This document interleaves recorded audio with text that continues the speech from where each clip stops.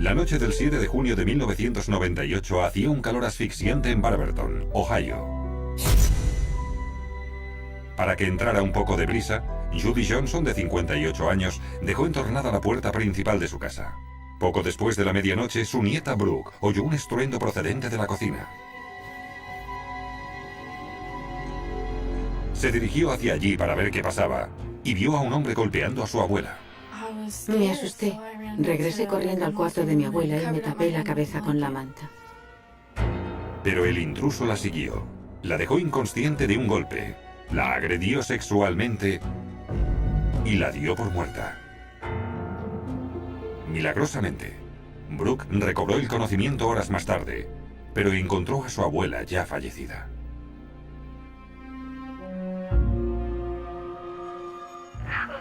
Necesito ayuda. Mi abuelita está muerta. Necesito que alguien vaya a buscar a mi mamá. Estoy sola.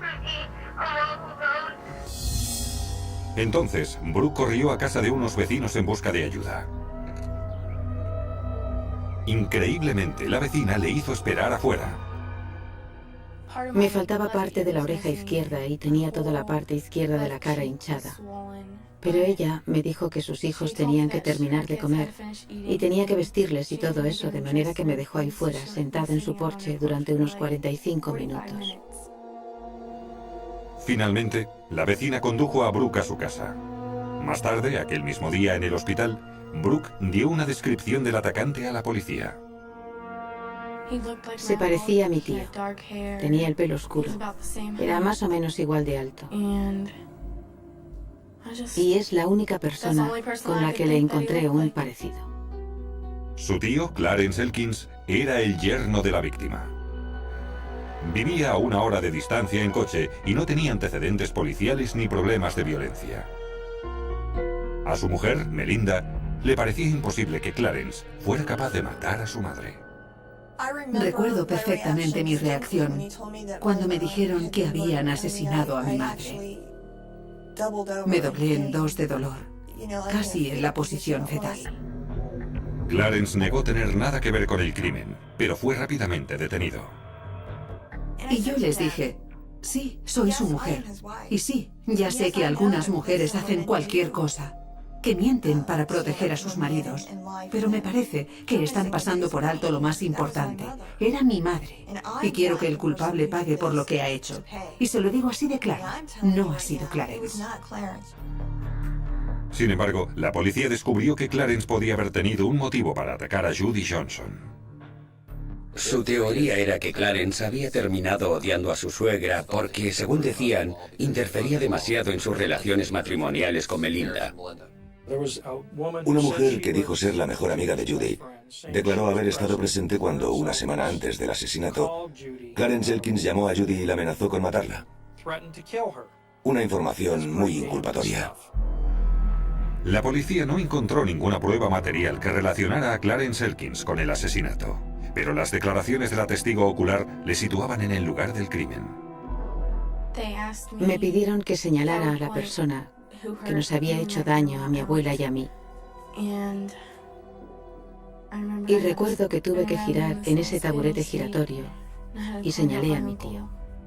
Que la niña señalara a Clarence y dijera, ha sido él el que me ha hecho eso. Eso es todo lo que necesitaban. El 4 de junio de 1999, Clarence Elkins fue declarado culpable de asesinato en primer grado, de agresión sexual y de intento de asesinato, y fue condenado a 55 años de cárcel. Me derrumbé, completamente. Grité. Me giré hacia mi hermana y le dije, tú sabes que no ha sido él. Y me derrumbé. Y todo era tan caótico. Ahí estaba una niñita de 6 años que acusaba a su tío Clarence. Caso cerrado. Sin embargo, Brooke dijo más tarde que no estaba segura de qué o a quién había visto. Con la declaración de un testigo ocular, una niña de 6 años como única justificación, Clarence fue detenido y acusado de haber asesinado a su suegra, de haber abusado sexualmente de Brooke y haber intentado asesinarla. Aquella misma mañana la policía registró el coche de Clarence en busca de alguna mancha de sangre, algún cabello o cualquier cosa. No encontraron nada. Registraron su casa, incluso el desagüe de la ducha en busca de rastros de sangre o alguna partícula, pero todo estaba completamente limpio. La esposa de Clarence, Melinda, estaba segura de que su sobrina, Brooke, se equivocaba al identificar a Clarence como el hombre que la había atacado. Después de todo, solo era una niña y la casa estaba a oscuras. Increíble. Pensar que pueden condenar a alguien solo porque alguien lo dice. Y encima ese alguien es una niña de 6 años, pero sin ni una sola prueba material que lo confirme. ¿Cómo es posible? En efecto, 4 años después del asesinato, Brooke Sutton, con 10 años, se retractó de su declaración. ¿Crees todavía que tu tío Clarence fue el mismo hombre que viste en la cocina aquella noche con tu abuela? No. Es que siempre tenía dudas. Sé que me equivoqué porque dije que estaba allí, pero no estaba completamente segura. Melinda solicitó la apertura de un nuevo juicio, pero la solicitud fue rechazada. De manera que Melinda decidió tomar cartas en el asunto y llevar a cabo su propia investigación. Elaboró una lista de todos los delincuentes conocidos que vivían cerca de la casa de su madre. Empecé a hacer una lista de sospechosos poco tiempo después del asesinato de mamá. Intentaba comprender quién podía haberle hecho eso.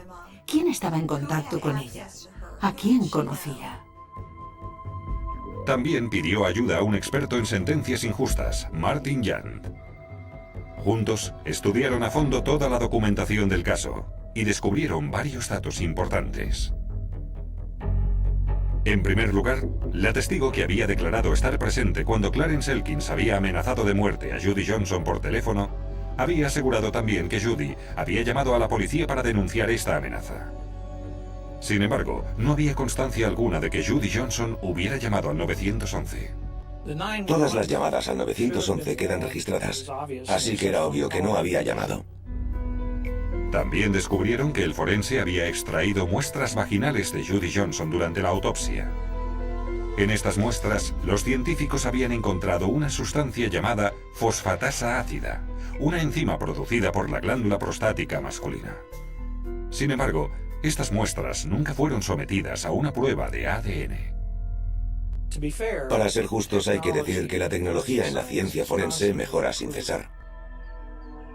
6 años después del asesinato, Melinda Elkins recibió la autorización judicial para analizar el ADN de la muestra extraída durante la autopsia de su madre. El laboratorio forense pudo identificar el perfil del ADN de esta muestra. Y como Melinda siempre había proclamado, no coincidía con el de Clarence Elkins. Entonces ya estaba claro que Clarence Elkins era inocente. No conocíamos el nombre del culpable, pero teníamos su ADN. De manera que Melinda volvió por segunda vez a solicitar la apertura de un nuevo juicio. La fiscalía adujo que los resultados de la prueba del ADN no eran fiables porque la muestra podía haber estado contaminada. Y el juez le dio la razón y se negó a autorizar la apertura de un nuevo proceso. Me quedé de piedra. ¿Pero cómo se atreven? ¿Qué quieren? ¿Que les presente al asesino en bandeja de plata? Muy bien, pues eso es lo que haremos. Por lo tanto, Melinda decidió dar el siguiente paso. Se encargaría ella misma de llevar a cabo su propia investigación forense. Para saber cómo hacerlo, descubrió el mundo de las series de televisión de temática forense. Creo que lo que más me atrajo al principio, en la serie Crímenes Imperfectos, fue esa voz que la anunciaba. Asesinato en bla, bla, bla, y Crímenes Imperfectos investiga. Y yo pensé, caray, voy a mirar eso. Aprendí cómo obtener el ADN, cómo conservarlo. Fui aprendiéndolo todo a base de ver muchos episodios. Melinda decidió utilizar su lista de delincuentes convictos en el vecindario de su madre y recoger a escondidas muestras biológicas de todos ellos para someterlas a la prueba del ADN. Empezó aprendiendo por sí misma cómo se llevaban a cabo las investigaciones, miró atentamente los episodios de Crímenes Imperfectos, tomó notas y empezó a ponerlo todo en práctica, a investigar a los sospechosos, a recoger el ADN, todo lo que haría un detective privado. Melinda siguió a esos hombres. Entró tras ellos en bares y restaurantes para recoger cualquier cosa que permitiera encontrar su ADN.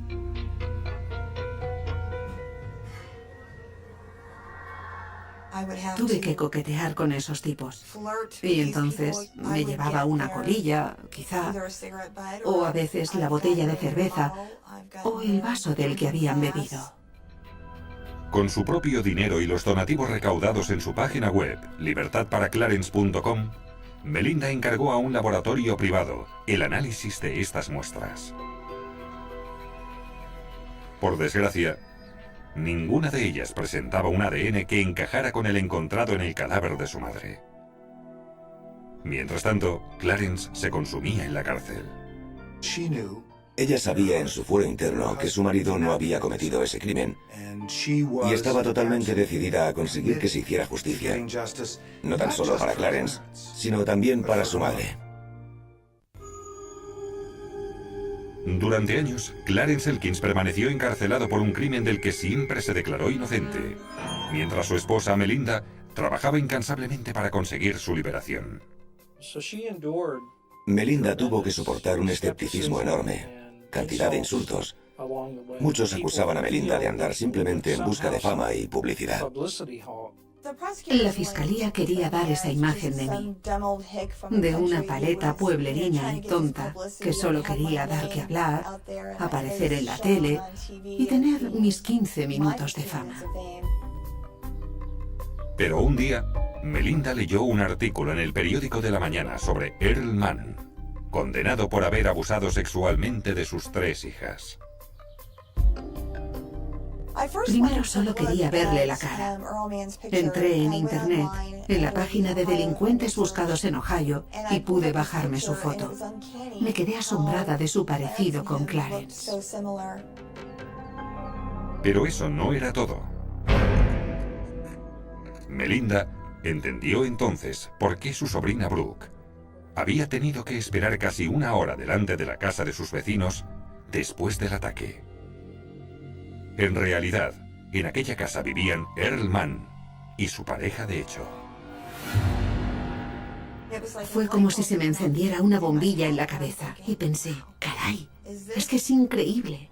¿Qué reacción tendría una persona normal si una niña herida y ensangrentada llamaba a su puerta para decir que han asesinado a su abuela? ¿Cómo reaccionarías tú? Pues no de la manera que reaccionó ella, seguro. Conseguimos toda la documentación sobre Earl Mann. Eran páginas y más páginas y en todas ellas se repetían las palabras con agravante. Todos eran delitos violentos. Melinda estaba ya segura de saber quién había cometido el crimen. Pero necesitaba alguna prueba para demostrarlo. Mediante los trucos aprendidos en la serie Crímenes Imperfectos, Melinda intentó primero obtener muestras de su saliva. Empecé escribiendo algunas cartas a Earl Mann. En ellas le describía mi aspecto, que no tenía nada que ver con la realidad, y le decía que era una persona que se sentía muy sola y que por eso estaba buscando gente con quien escribirme por internet, aunque todo eso me repugnaba. El objetivo de Melinda era obtener su saliva de la solapa del sobre si él le contestaba sus cartas. Un esfuerzo increíble para conseguir el ADN de alguien. Yo quería darle la sensación de que podría sacarme algo de dinero, ¿sabes? Pero nunca me contestó. Luego, Melinda descubrió que Mann no solo estaba en la misma cárcel que su marido, sino que además sus celdas estaban bastante cerca una de otra. Descubrí que Earl Mann estaba en el mismo módulo que Clarence, un módulo con unos 30 o 35 reclusos. Así pues, Melinda decidió involucrar a Clarence en la investigación, utilizando otra técnica que había aprendido en la televisión. Cómo recoger una muestra de ADN de alguien sin que esa persona se enterara. Lo hacían buscando en la basura, colillas tiradas a la basura o vasos de papel. Para entonces, yo ya sabía que lo que tiras a la basura ya no te pertenece. Melinda indicó a Clarence que siguiera a Earl Mann con un pañuelo limpio y una bolsita de plástico a mano en todo momento. En realidad no le conté demasiado a Clarence sobre mis métodos para conseguir el ADN, pero una colilla sería suficiente si fumara, y sin duda, Earl Mann fumaba mucho. Clarence hizo lo que le había indicado. Y un día, vio cómo Earl Mann apagaba un cigarrillo en un cenicero limpio.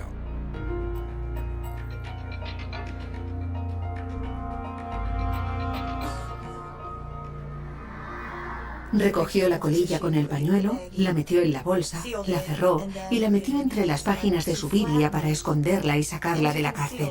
Creo que era la primera vez que alguien conseguía el ADN de otro recluso en la cárcel y lo mandaba a analizar fuera. Nunca he oído nada semejante. Melinda envió la colilla de Mann al laboratorio forense y corrió con los gastos. Y tal como esperaba, el ADN de Earl Mann era el mismo que el del fluido corporal encontrado en la muestra de la autopsia de su madre. ¡Oh, Dios mío! Alcé las manos al cielo. Dije...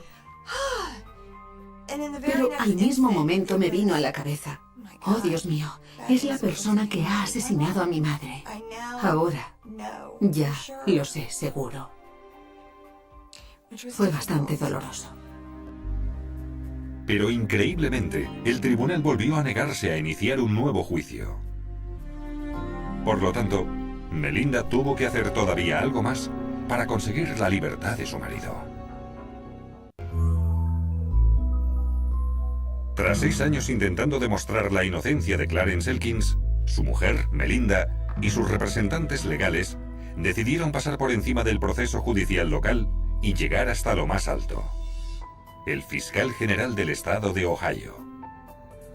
La primera obligación del fiscal es hacer justicia, y cuanto más estudiaba el caso, más me daba cuenta que se había cometido una injusticia.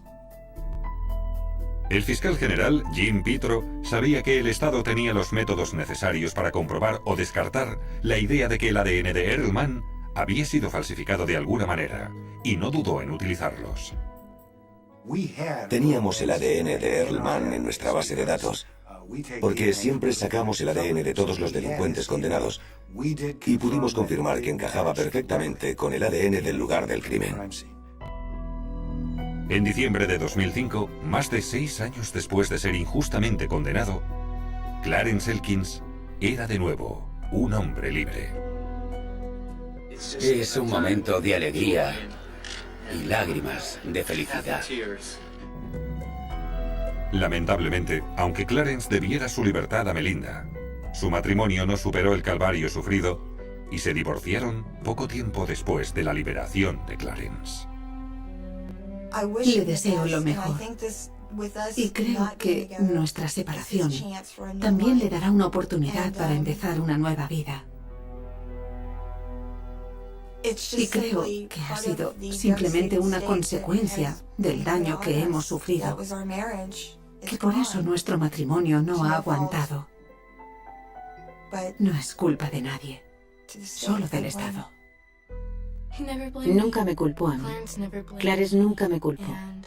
En realidad, yo sí lo hubiera hecho en su lugar, porque estaría furiosa si alguien me hubiera metido en la cárcel por algo que no había hecho.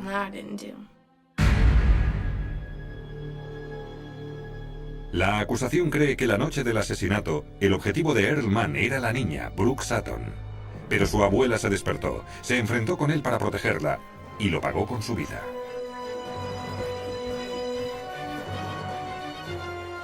Brooke había visto a Mann un breve instante antes de huir. Luego el asesino asaltó a la niña y la dio por muerta. A la mañana siguiente, cuando recuperó el conocimiento, Brooke corrió a casa de unos vecinos para pedir ayuda. Pero irónicamente, llamó a la puerta del hombre que había intentado matarla horas antes. Supongo que entonces intentaron decidir qué iban a hacer. El man estaba en la casa y la testigo que había creído haber matado estaba viva. Debían discutir qué hacer con ella. Las pruebas del ADN inculpan sin lugar a dudas a Earl Mann. Son concluyentes. Según mi experiencia, son tan irrefutables como pueden serlo en un caso penal. Melinda se dedica ahora a trabajar para el Proyecto Inocencia de Ohio, luchando para liberar a los presos que han sido injustamente condenados. Hemos sobrevivido. Y ahora, mis hijos van a la academia de policía porque quieren cambiar el mundo. Quieren que esto no vuelva a sucederle a nadie nunca más. Si Melinda no hubiera tenido la fe y la energía necesarias para llevarlo a cabo, para armar revuelo, para remover el caso, Clarence Elkins todavía estaría en la cárcel. Creo que la gente debería darse cuenta y sacar provecho de toda la información que dais en la serie Crímenes Imperfectos y todos los expertos que salen en los episodios y explican en detalle cómo funciona todo, porque esto podría pasarle a cualquiera. Hay que reconocerlo. Era la víspera de Navidad de 1945 en Fayetteville, un pequeño pueblo en Virginia Occidental, Estados Unidos. Las luces parpadeaban en las casas vecinas, los villancicos resonaban en las radios, y las familias se reunían alrededor de la mesa para compartir el calor de una cena que, después de los años de guerra, parecía una bendición. La familia Soder no era la excepción. George y Jenny, inmigrantes italianos que habían construido su vida con esfuerzo en esas tierras, habían logrado forjar un hogar sólido, un negocio estable y, lo más importante, una familia numerosa y unida. Tenían 10 hijos. Y aquella noche, mientras el olor a pino y dulces impregnaba el aire, los niños reían, corrían y colgaban calcetines junto a la chimenea. Todo parecía perfecto, como un retrato detenido en el tiempo, un instante congelado de felicidad doméstica. Pero lo que nadie imaginaba era que ese mismo escenario de alegría estaba a punto de convertirse en una pesadilla tan oscura y desconcertante que todavía hoy, casi 8 décadas después, sigue estremeciendo al mundo entero. George era un hombre de carácter fuerte, conocido en la comunidad por su espíritu trabajador y sus opiniones firmes. Había llegado desde Italia siendo apenas un adolescente, huyendo de la pobreza, y con los años levantó una compañía de transporte de carbón que le daba suficiente para mantener a sus 10 hijos. Jenny, por su parte, era el corazón del hogar, disciplinada pero tierna, siempre con una mirada protectora hacia los pequeños. Los Soder no eran ricos, pero tampoco pobres. Estaban en ese equilibrio que otorgaba tranquilidad y respeto en el vecindario. Aquella noche del 24 de diciembre, los mayores ayudaban a los más pequeños a preparar las camas, mientras otros insistían en quedarse despiertos hasta tarde para esperar a Papá Noel. Jenny, cansada pero conmovida por el entusiasmo, les permitió a algunos que se quedaran un poco más frente al árbol iluminado. George, antes de retirarse, recordó a los hijos mayores que cerraran bien las puertas, apagaran las luces y que no olvidaran alimentar a los animales en la mañana. Era una rutina, nada fuera de lo común. Sin embargo, mientras la familia se recogía, un presentimiento extraño se fue instalando en la atmósfera de la casa. Afuera, la noche estaba inusualmente silenciosa. No había viento, ni pasos en la nieve, ni siquiera los cantos de la iglesia cercana. Solo un silencio denso, como si algo invisible acechara desde las sombras. Pasada la medianoche, Jenny se despertó de repente con un sonido extraño. Al principio creyó que era el viento golpeando contra el tejado, pero pronto se dio cuenta de que era distinto. Un ruido seco, metálico, como si algo hubiese caído sobre el techo. Se incorporó, desconcertada, y luego de unos segundos volvió a dormirse pensando que era solo su imaginación. Pero poco después, un olor acre y sofocante la arrancó del sueño de nuevo. Olía a humo. Jenny bajó corriendo las escaleras, y lo que vio la dejó petrificada. Desde el despacho de George, un fuego se extendía hacia el pasillo. Las llamas se deslizaban como lenguas rojas, iluminando los muebles y devorando las cortinas. Jenny gritó el nombre de su esposo con desesperación. ¡George! ¡Fuego! En cuestión de segundos, el hogar que minutos antes era un refugio cálido, se transformó en una trampa ardiente. George salió de la habitación como un rayo. Tomó a algunos de los niños más pequeños que dormían en la planta baja y los llevó afuera, al frío de la madrugada. Los gritos despertaron a los mayores, que también corrieron para ponerse a salvo. El caos era total. Las llamas rugían como un monstruo hambriento. Los vidrios explotaban, los cuadros caían, y cada segundo que pasaba hacía más imposible regresar al interior. Una vez afuera, entre la confusión, George y Jenny hicieron un recuento desesperado de sus hijos. Allí, de pie bajo la nieve que comenzaba a caer suavemente, se dieron cuenta de algo que les heló la sangre más que el fuego mismo. 5 de sus hijos no estaban. 5 de los pequeños, que deberían haber salido corriendo detrás de los demás, no aparecían en el jardín. El corazón de George latió con violencia. Corrió hacia la casa, intentando volver a entrar por la puerta principal, pero el calor lo lanzó hacia atrás como una bofetada. Intentó romper una ventana y los vidrios le cortaron los brazos, pero no le importó. Sus hijos estaban adentro, atrapados entre las llamas. Gritó sus nombres, una y otra vez, con una voz tan desgarradora que aún hoy quienes la recuerdan, aseguran que sonaba más como el aullido de un animal herido que como un clamor humano. En la desesperación, George pensó en la escalera que siempre apoyaba contra la pared de la casa, la cual usaba para subir al techo. Con ella podría acceder a las habitaciones de los niños. Pero al correr hacia el lugar donde siempre la dejaba, descubrió algo aterrador. La escalera había desaparecido. No estaba allí. Ni caída, ni movida. Simplemente no estaba. Trató entonces con sus camiones de trabajo. Su idea era acercarlos a la fachada y subirse sobre ellos para entrar por las ventanas del piso superior. Pero al girar la llave, los motores no respondieron. Era imposible. Camiones que esa misma tarde había usado y funcionaban perfectamente, ahora estaban muertos, inmóviles, como si una fuerza invisible se empeñara en bloquear cada intento de rescate. Los minutos se volvían eternos. Jenny lloraba y sujetaba a los más pequeños que temblaban de frío y miedo. Los vecinos, al escuchar los gritos y ver el resplandor, comenzaron a salir de sus casas. Algunos intentaron ayudar. Otros solo se quedaron paralizados ante el infierno que devoraba la residencia Soder. Alguien corrió hacia la cabina telefónica más cercana para llamar a los bomberos, pero la línea parecía no funcionar. Otro trató de usar su propio teléfono, pero también estaba caído. La ayuda no llegaba, y la casa ardía como si estuviera destinada a desaparecer. En menos de 45 minutos, la vivienda que George había levantado con años de trabajo quedó reducida a cenizas. Las llamas se calmaron, dejando tras de sí un esqueleto humeante, ennegrecido, con un olor insoportable a madera quemada y desesperación. Pero lo que más heló la sangre de todos fue el silencio posterior. Un silencio en el que 5 voces infantiles ya no se escuchaban. Los niños Soder parecían haberse esfumado en la noche, engullidos por el fuego o tal vez por algo mucho más oscuro. George, con los puños ensangrentados por los intentos de entrar en la casa, se arrodilló frente a las ruinas y juró que no descansaría hasta saber la verdad.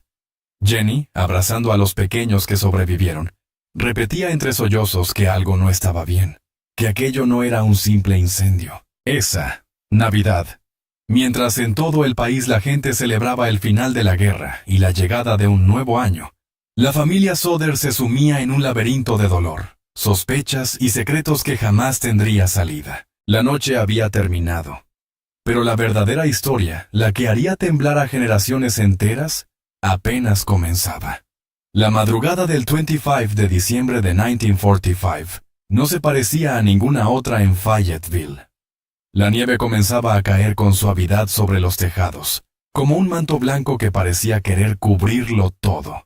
Pero en la colina donde se levantaba la casa de los Soder, lo que dominaba la escena no era la calma navideña, sino un infierno de fuego y gritos. Las llamas crecían sin control, iluminando el cielo oscuro con destellos naranjas y rojizos que podían verse desde la carretera principal.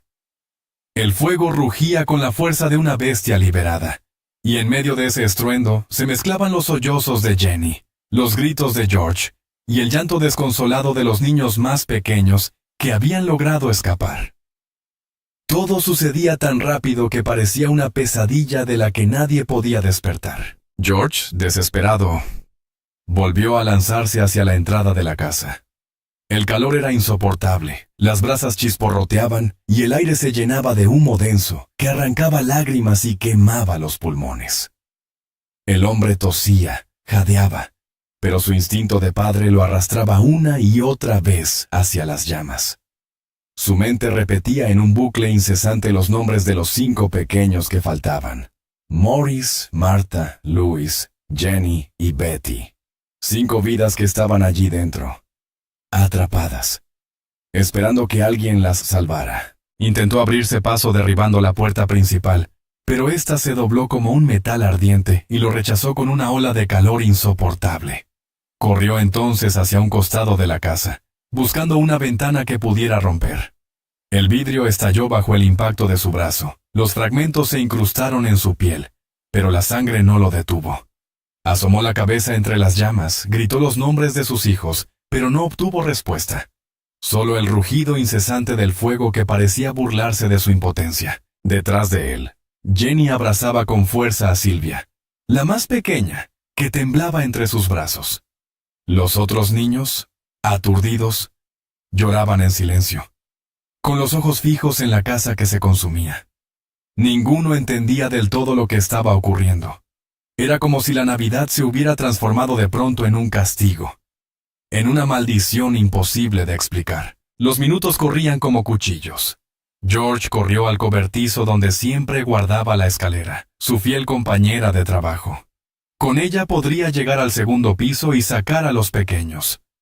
Pero cuando llegó al lugar exacto donde siempre estaba apoyada, la sorpresa lo golpeó como un puñetazo en el estómago. No había nada. La escalera simplemente había desaparecido. No estaba caída, ni movida, ni enterrada bajo la nieve. Había desaparecido como si alguien la hubiese hecho desaparecer justo antes del incendio. La rabia se mezcló con la desesperación. George apretó los puños, miró a su alrededor. Buscó con la mirada en cada rincón, pero era inútil. Algo extraño estaba ocurriendo. No era posible que la escalera se hubiera desvanecido por arte de magia. Corrió entonces hacia sus camiones de trabajo. Con ellos había transportado carbón durante años, y eran lo suficientemente altos como para alcanzar las ventanas del segundo piso. La idea era simple: estacionar el camión contra la pared, trepar por la cabina y romper las ventanas para sacar a los niños. Era arriesgado, pero era su única opción. Subió a la cabina del primer camión, giró la llave y... nada. El motor estaba muerto. Intentó otra vez, más fuerte, y lo único que obtuvo fue un silencio sepulcral. El vehículo que hasta la tarde anterior funcionaba perfectamente, ahora estaba inutilizado. Con el corazón acelerado, George corrió hacia el segundo camión. Subió, giró la llave con violencia, pero el resultado fue el mismo.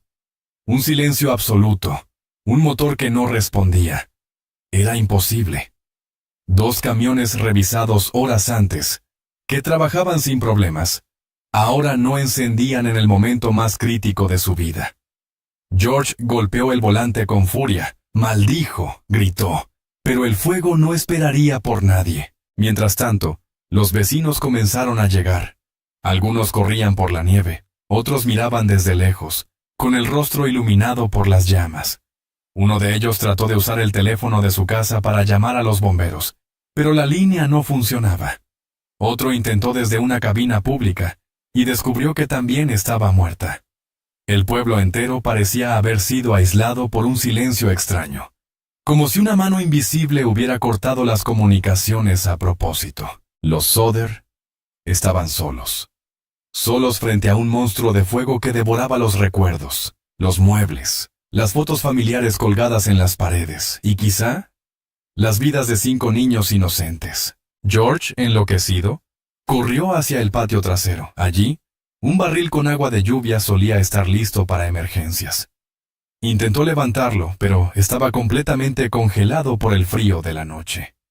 Golpeó el hielo con las manos desnudas. Trató de romperlo, pero el tiempo se esfumaba. Las llamas seguían creciendo y cada intento era como una bofetada de impotencia. Los bomberos, finalmente alertados por un vecino que logró contactarlos a través de un extraño rodeo telefónico, tardaron horas en llegar. Cuando por fin lo hicieron, el sol ya comenzaba a asomar, y lo que quedaba de la casa era apenas un montón de cenizas humeantes. George, cubierto de hollín y con las manos destrozadas, los miró con los ojos vacíos. como si todo se hubiera roto dentro de él. Lo que más lo aterraba no era el fuego en sí, sino la ausencia total de restos humanos en el lugar donde, según la lógica, deberían estar sus hijos. Ni huesos, ni cuerpos carbonizados, ni rastro alguno. Nada. Como si en lugar de ser devorados por las llamas, los 5 niños simplemente se hubieran esfumado en la noche. Esa revelación no trajo consuelo. Al contrario, abrió un abismo aún más oscuro en la mente de George y Jenny. Porque si los niños no habían muerto allí dentro, entonces, ¿dónde estaban? ¿Quién los había sacado de la casa en medio del incendio? ¿Y por qué? La sospecha comenzó a instalarse en sus corazones como una semilla venenosa. Lo que había ocurrido esa noche no era un accidente. No podía serlo. Demasiadas cosas inexplicables se habían sumado. La escalera desaparecida, los camiones inmovilizados, los teléfonos que no funcionaban, los cuerpos que no aparecían. Todo formaba parte de un rompecabezas macabro que apenas empezaban a descubrir. Esa madrugada de Navidad, los Soder no solo perdieron su casa, perdieron la paz, la certeza y la confianza en el mundo que conocían. Lo que comenzó como un incendio se transformó en el inicio de un misterio escalofriante que los perseguiría durante el resto de sus vidas. La nieve seguía cayendo suavemente sobre las cenizas, cubriendo poco a poco las ruinas humeantes. Y en ese silencio helado, solo una idea se repetía en la mente de George y Jenny. Los niños no estaban muertos. Los niños habían desaparecido. La mañana del 25 de diciembre, amaneció gris y helada sobre Fayetteville. El humo todavía se elevaba lentamente desde el montón de cenizas que hasta pocas horas antes había sido el hogar de los Soder. Los vecinos se habían reunido en silencio, algunos murmurando plegarias, otros simplemente observando con una mezcla de conmoción y temor. Era Navidad, pero en aquella colina el ambiente era fúnebre, como si la tragedia hubiera borrado de un plumazo toda esperanza de celebración. George y Jenny permanecían de pie frente a las ruinas, con la mirada fija en lo que quedaba de su casa. El viento frío azotaba sus rostros, pero no parecía importarles. Lo único que importaba era que 5 de sus hijos habían desaparecido. Nadie podía convencerlos de que habían muerto en el incendio. Ni las llamas más feroces podían borrar todo rastro humano. Y sin embargo allí no quedaba nada, ni un solo hueso, ni siquiera fragmentos. Era como si el fuego hubiera obedecido a una voluntad extraña, selectiva, que consumió paredes y muebles, pero no dejó evidencia de los cuerpos. Cuando los bomberos finalmente llegaron, con un retraso inexplicable de casi 8 horas, la escena ya estaba devastada. El jefe de bomberos, F.J. Morris, recorrió los restos humeantes con pasos pesados, evitando la mirada de George y Jenny. Tras unos minutos de inspección superficial, levantó la cabeza y pronunció unas palabras que resonaron como un martillazo en el corazón de la familia. «Los niños han sido consumidos por el fuego». Jenny sintió que la ira le subía por la garganta. «Eso es imposible», gritó con voz temblorosa. «¿Cómo puede decir eso si ni siquiera busca huesos? ¿Cómo puede desaparecer un cuerpo así nada más?» Morris evitó responder directamente. Se limitó a encogerse de hombros y a repetir que la intensidad del incendio podía haber reducido a cenizas los restos humanos.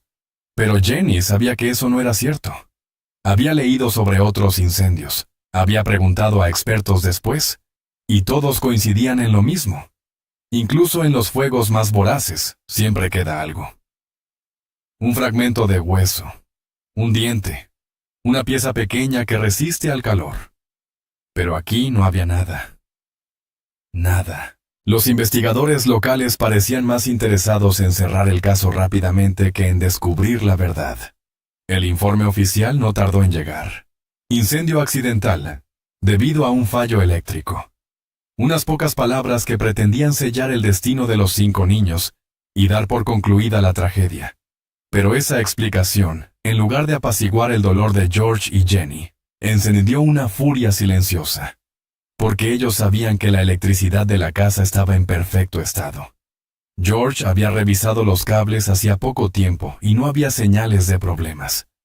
Además, extrañamente, las luces seguían encendidas durante el incendio, lo cual era incompatible con un fallo eléctrico. Los detalles extraños comenzaron a acumularse como sombras alrededor del caso. Un vecino aseguró haber visto a un hombre merodeando cerca de la casa días antes del incendio.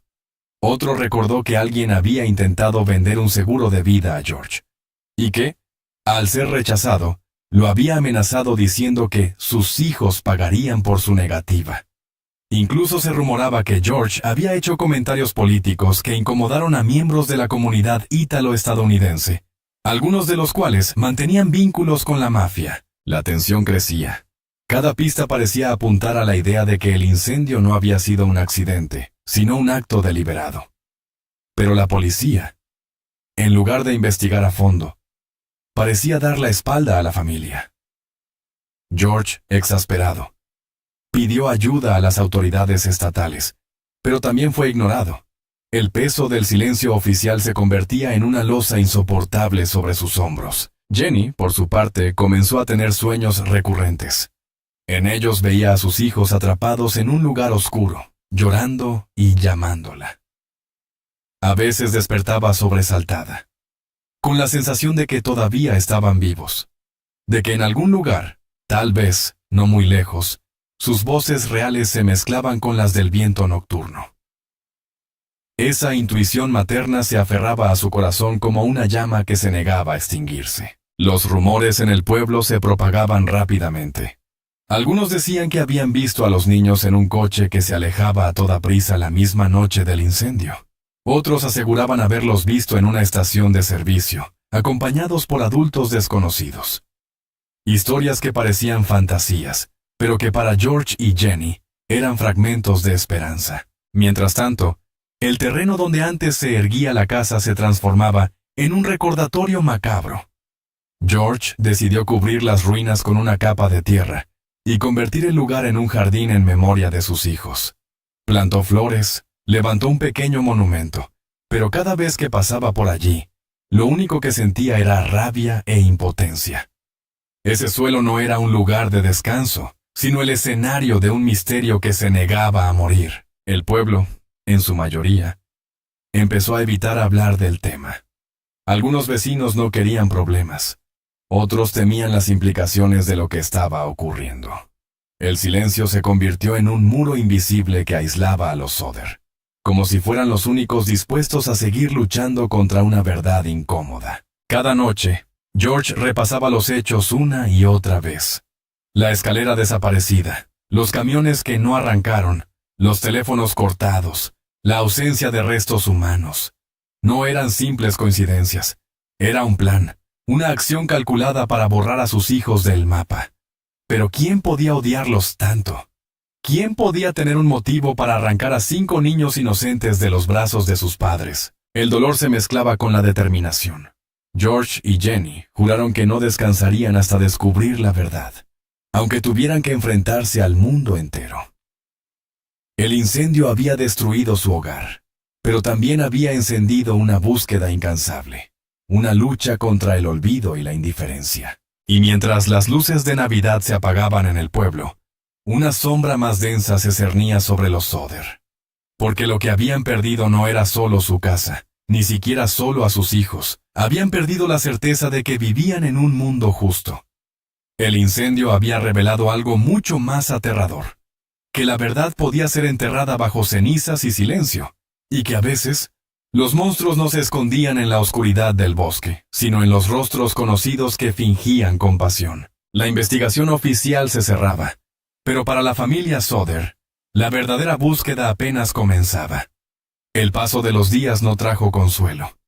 El pueblo, poco a poco, intentaba retomar su rutina, pero para los Soder no existía la normalidad. El aire parecía más pesado, las noches más largas, y la vida cotidiana se había transformado en una interminable vigilia. George y Jenny vivían con la certeza de que sus hijos no habían perecido en las llamas.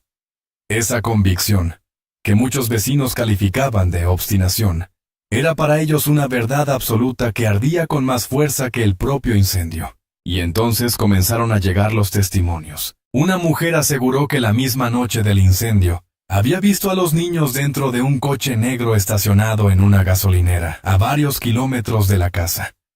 Los describió con precisión. Sus rostros asustados, sus miradas apagadas por el miedo.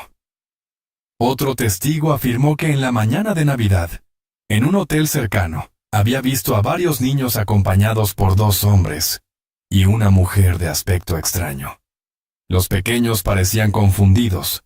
Uno de ellos incluso se negó a entrar en la habitación hasta que fue empujado con brusquedad. Cada relato era como un rayo de luz, y al mismo tiempo, como una daga que perforaba el corazón de los Soder. Si sus hijos habían sido vistos, eso significaba que estaban vivos. Pero también significaba que alguien los tenía, que habían sido arrancados de su familia con un propósito desconocido y oscuro. George, incapaz de quedarse quieto, comenzó a investigar por su cuenta. Recorrió carreteras, habló con camioneros, interrogó a extraños en bares y estaciones de servicio. Mostraba las fotografías de sus hijos, pedía cualquier pista, cualquier recuerdo, por más vago que fuera. Algunos lo miraban con compasión, otros con recelo, y más de uno le advirtió que dejara de remover lo que muchos querían enterrar. Pero George no estaba dispuesto a rendirse. Jenny, mientras tanto, se aferraba a cada carta que recibía, a cada rumor que llegaba a sus oídos. Había quienes aseguraban que los niños habían sido llevados a Nueva York, otros hablaban de un orfanato en Florida. Incluso hubo quien afirmó que habían sido vistos en Italia, el país natal de George. Cada versión abría un abanico de esperanzas y miedos. Porque si estaban vivos, ¿qué clase de destino los esperaba lejos de sus padres? La sospecha de un secuestro organizado comenzó a tomar fuerza. No era descabellado. Demasiados elementos apuntaban a algo planeado. La escalera desaparecida, los camiones saboteados, las líneas telefónicas cortadas. Todo encajaba en un plan milimétrico, como si alguien hubiera querido asegurarse de que los Soder no pudieran salvar a sus hijos esa noche. El recuerdo de aquel vendedor de seguros volvió a la mente de George, el hombre que semanas antes lo había amenazado con la frase, «Tus hijos pagarán». ¿Era una advertencia de lo que estaba por venir? ¿O formaba parte de una trama aún mayor? George también recordaba sus enfrentamientos con algunos miembros de la comunidad ítalo-estadounidense.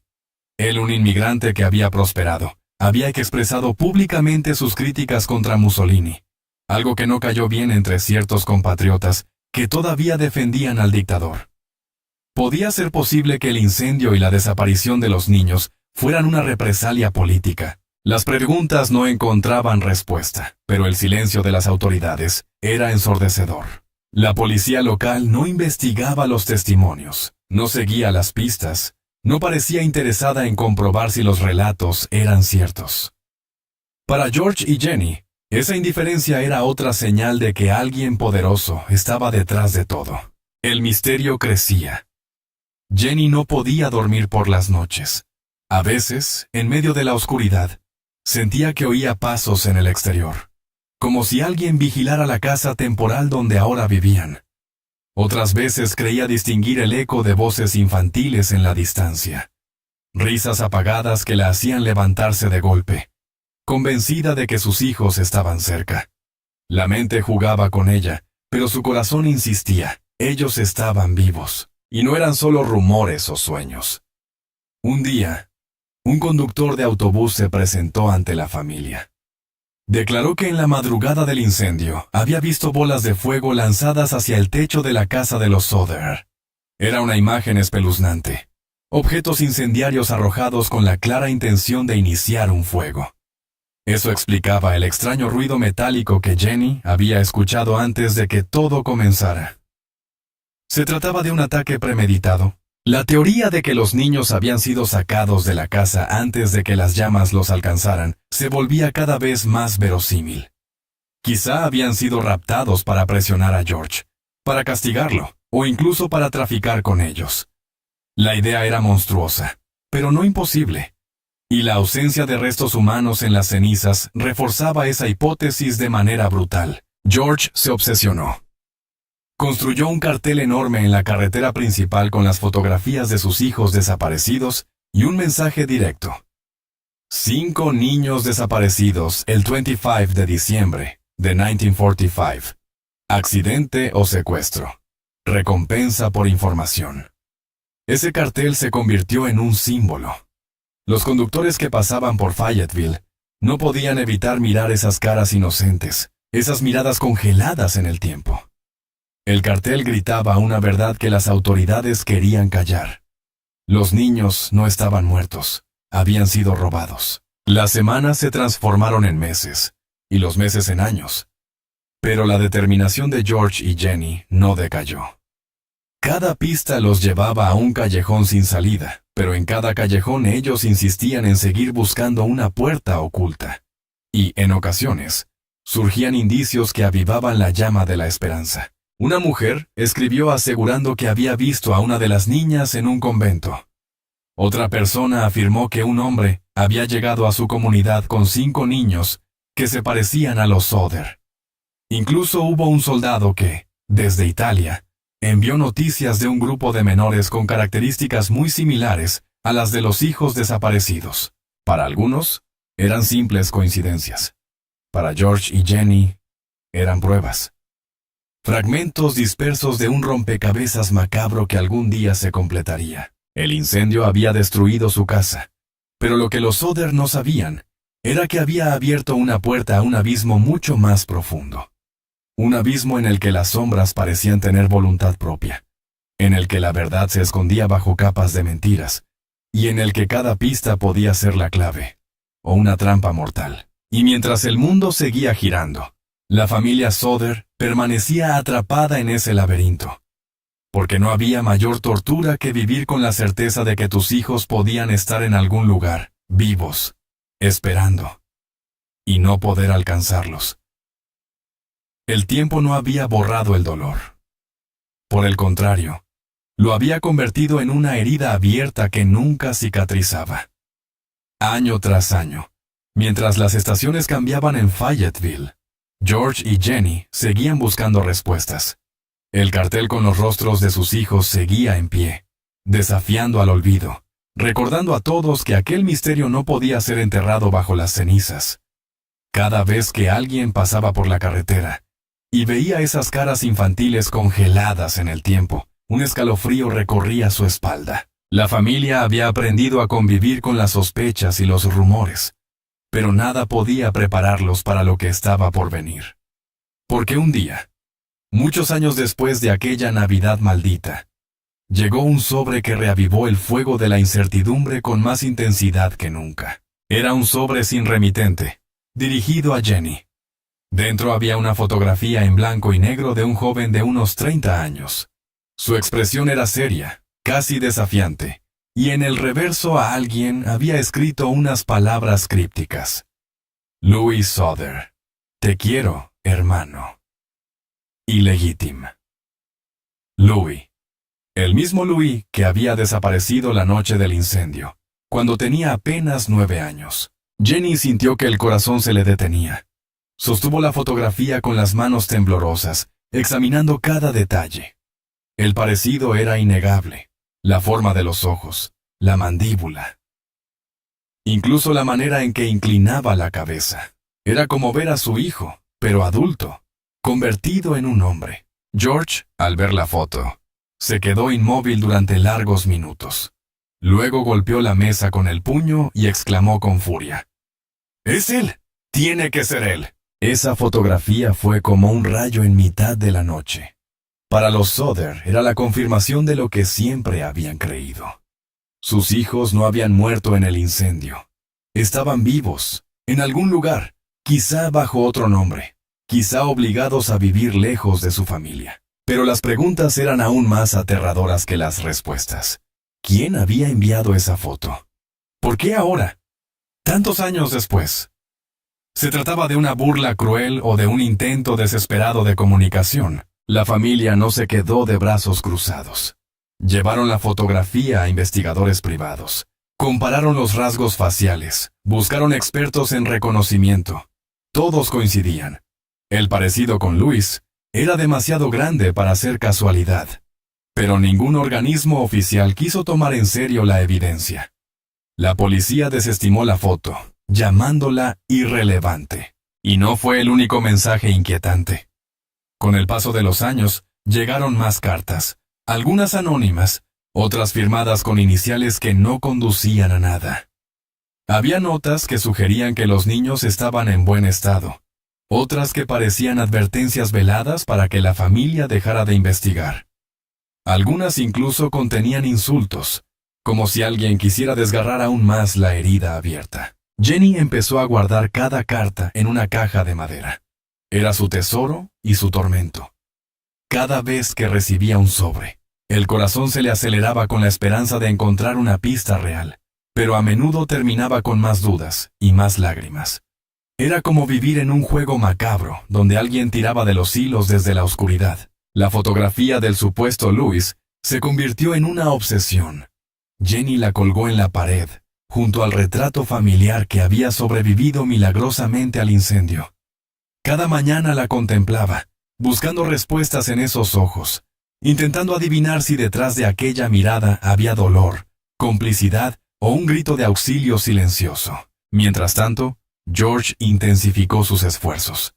Contrató a detectives privados que viajaron por distintos estados, siguiendo pistas. Algunos aseguraron haber encontrado rastros, otros desaparecieron sin dejar informes claros. Cada investigación costaba dinero, pero George no se detenía. Decía que no importaba el precio, porque la vida de sus hijos valía más que cualquier fortuna. Una noche, un detective regresó con un relato perturbador. En un pueblo del Medio Oeste, había conocido a un hombre que juraba haber visto a varios de los niños Soder años atrás, acompañados por adultos de origen extranjero. Según él, los pequeños parecían tristes, pero bien cuidados, como si alguien los hubiese acogido o retenido. George escuchó esa historia con el alma en vilo. Pero cuando pidió pruebas concretas, el detective se limitó a encogerse de hombros. La pista se esfumó como tantas otras. El tormento se convirtió en parte de la vida de los Soder. Jenny, vestida siempre de negro como símbolo de luto perpetuo, se negó a celebrar otra Navidad.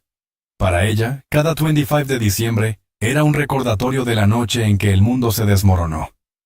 Sin embargo, nunca perdió la esperanza. Decía que mientras viviera, seguiría buscando. El eco de la historia se expandió. Periódicos, revistas y programas de radio comenzaron a hablar del caso. Algunos lo trataban como un misterio fascinante, otros como una tragedia sin resolver. Pero cada vez que la historia salía a la luz, llegaban nuevas cartas, nuevas llamadas, nuevos rumores. Era como si alguien en las sombras vigilara de cerca a la familia, manipulando la información a voluntad. En ocasiones, la angustia alcanzaba un punto insoportable. Una noche, George soñó que caminaba por un bosque oscuro y que escuchaba risas de niños a lo lejos. Corría hacia ellas, pero cada vez que estaba a punto de alcanzarlas, una pared de fuego le bloqueaba el camino. Se despertó empapado en sudor, convencido de que aquel sueño era un mensaje. Con los años, la historia de los Soder dejó de ser solo una tragedia familiar. Se convirtió en una leyenda que circulaba por todo el país, un recordatorio inquietante de que algunos misterios nunca se resuelven, de que a veces la verdad se esconde tras cortinas demasiado densas de silencio y miedo. La fotografía de Louis, colgada en la pared, observaba a todos los que entraban en la casa de los Soder. Era un testigo silencioso de la obsesión de una familia y, al mismo tiempo, un símbolo de la esperanza que nunca se apagó. Porque aunque los años pasaban, George y Jenny seguían repitiendo lo mismo. Nuestros hijos no murieron en las llamas. Ellos están ahí afuera, y algún día volveremos a encontrarlos. Pero ese, algún día, nunca llegaba. Y cada día que pasaba, la sombra del misterio se hacía más larga, más oscura, más impenetrable. El paso de los años no apagó la llama de la obsesión. La familia Soder vivió cada día como si estuviera suspendida en un tiempo irreal, atrapada entre la esperanza y la desesperación. El incendio había reducido su hogar a cenizas. Pero lo que realmente los consumía era ese silencio abismal en el que se habían perdido 5 de sus hijos. Un silencio que se volvía más espeso con cada Navidad, con cada cumpleaños que pasaba sin su risa, con cada mañana en la que George y Jenny despertaban sabiendo que la verdad estaba allí afuera, en algún lugar, burlándose de ellos. George se transformó en un hombre endurecido por la pena. Su mirada, que alguna vez había sido la de un padre orgulloso y trabajador, se volvió sombría, siempre clavada en un horizonte invisible. Cada vez que hablaba del incendio y de sus hijos desaparecidos, su voz vibraba con una mezcla de furia y dolor tan intensa que estremecía a quienes lo escuchaban. En más de una ocasión juró públicamente que no descansaría hasta encontrar a sus hijos, aunque tuviera que remover cielo y tierra. Jenny, por su parte, adoptó el silencio como una segunda piel, vestida siempre de negro, como una viuda eterna de la vida que había perdido. Recorría la casa con pasos lentos y ojos hundidos. La fotografía del supuesto Louis colgaba en la pared, observándola día y noche, y ella solía quedarse horas mirándola, como si pudiera arrancarle un secreto. Algunos vecinos decían que Jenny había perdido la razón, que vivía encerrada en su propio mundo de fantasmas, pero los que la conocían de cerca sabían que lo que la sostenía no era la locura, sino la fe inquebrantable de una madre que se niega a aceptar la muerte de sus hijos sin pruebas. Los Soder nunca dejaron de recibir cartas extrañas. Algunas llegaban desde estados lejanos, otras incluso desde el extranjero. Eran mensajes enigmáticos, muchas veces escritos con torpeza, como si alguien tratara de disfrazar su identidad. Unas decían que los niños estaban bien, otras insinuaban que habían sido adoptados por familias poderosas. Había incluso quienes aseguraban que estaban retenidos contra su voluntad. Cada carta era un puñal, pero también un destello de esperanza. Los años 70 trajeron consigo nuevas revelaciones inquietantes. Una mujer llamó a la familia afirmando que había convivido con 5 niños en una casa cerrada al acceso público durante varios años, y que esos niños correspondían a los Soder. Nunca pudo aportar pruebas, pero sus palabras reavivaron la llama. Otra carta llegó acompañada de una fotografía de un joven parecido a Louis, con un mensaje aún más críptico. Hermano, amo a Frankie. Ilegítimo. La palabra ilegítimo flotaba como un eco perturbador, cargada de significados ocultos. George, con los cabellos ya encanecidos, hizo viajes hasta Nueva York, hasta Kentucky. Incluso llegó a contactar con organizaciones en Italia. En cada lugar buscaba, preguntaba, ofrecía recompensas. Su vida se convirtió en una persecución incansable, un viaje interminable en busca de 5 sombras que se escurrían entre sus dedos. Su salud se fue deteriorando poco a poco, pero su voluntad nunca flaqueó. Murió en 1969, con la convicción de que sus hijos seguían vivos, y con la rabia de no haberlos encontrado. Jenny sobrevivió casi 20 años más. Durante ese tiempo, mantuvo intacto el altar improvisado en el salón de su casa, el gran cartel con los rostros de los 5 niños, las cartas guardadas en su caja de madera, la fotografía del supuesto Louis clavada en la pared. Cada visitante que entraba en la casa sentía que era recibido por la mirada de esos niños ausentes, como si la casa entera hubiera sido convertida en un santuario del misterio. La comunidad, que en un principio había murmurado y se había alejado, con los años volvió a acercarse. El caso Soder se había convertido en leyenda, en una historia transmitida de generación en generación. Algunos lo contaban como una advertencia, otros como un enigma que jamás debía olvidarse. En cada esquina del pueblo, alguien tenía una teoría, que los niños habían sido secuestrados por la mafia, que habían sido víctimas de trata de menores, que habían sido entregados a otra familia poderosa, que incluso el gobierno sabía más de lo que decía. Ninguna versión lograba imponerse como verdad definitiva. Y así, el misterio se volvió eterno. La tumba de George guarda su promesa incumplida, encontrar a sus hijos. Jenny descansa junto a él, con el silencio de una madre que nunca dejó de esperar. Y los hijos sobrevivientes, los que lograron salir aquella noche del incendio, crecieron con la herida siempre abierta, marcados para siempre por la ausencia de sus hermanos. Hoy, el caso de los Sodder sigue siendo uno de los más perturbadores de la historia del crimen estadounidense. La casa desapareció, el cartel fue retirado, pero el eco del misterio permanece. Porque lo que ocurrió aquella noche de Navidad de 1945 no fue solo una tragedia familiar, sino una herida en la memoria colectiva. Los niños desaparecieron en el fuego, pero nunca aparecieron entre las cenizas. Y esa imposibilidad, esa grieta insondable en la lógica, es lo que mantiene viva la historia. Un relato que, con cada narración, sigue produciendo escalofríos, porque nos recuerda que lo más aterrador no siempre son las llamas, sino el silencio que queda después. Y ese silencio, el que envolvió a la familia Sodder, todavía resuena hoy, como un susurro helado que atraviesa el tiempo y nos obliga a preguntarnos, ¿dónde están los niños Sodder?